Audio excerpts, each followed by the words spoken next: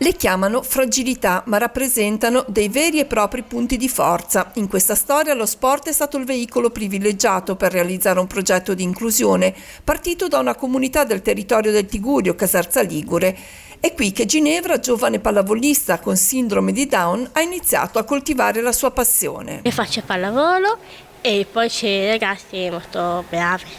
Poi io mi dico dopo bravo stare bene. Qua sport mi piace tantissimo. La giovane attira l'attenzione di un papà, dirigente sportivo della locale società di pallavolo.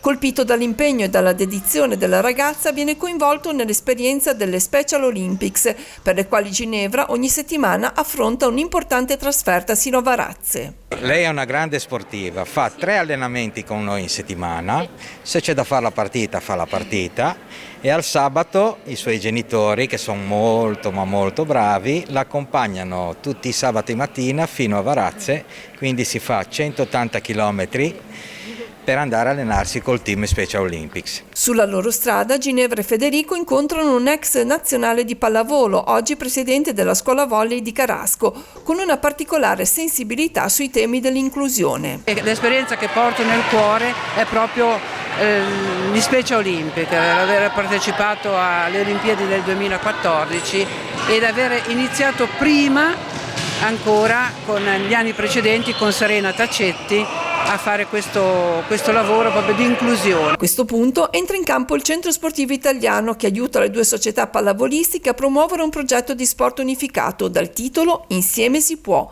oltre le barriere. Insieme si può oltre le barriere è un progetto dedicato alla disabilità intellettiva o fisica per i ragazzi ed è stata un'esigenza praticamente come CSI, abbiamo ascoltato il territorio.